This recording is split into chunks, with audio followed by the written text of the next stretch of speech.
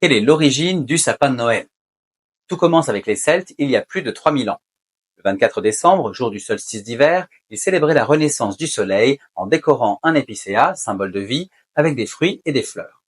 Au IVe siècle, l'Église fixe Noël le 25 décembre pour remplacer cette fête païenne, et plus tard, au 7e siècle, après un miracle, le moine allemand Saint Boniface fait du sapin l'arbre de l'enfant Jésus, et c'est au XIe siècle qu'on commence à le décorer avec des pommes rouges, rappelant l'arbre du paradis.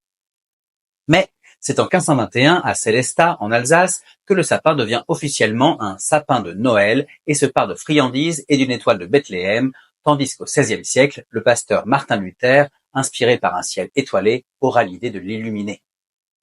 En France, quelques essais d'importation de cette tradition auront lieu à Versailles au XVIIe siècle, avec la princesse Palatine, belle-sœur de Louis XIV, puis en 1738 avec Marie Lesinska, l'épouse de Louis XV d'origine polonaise, ou encore aux Tuileries en 1837 avec Hélène de Mecklembourg, belle-fille allemande du roi Louis-Philippe.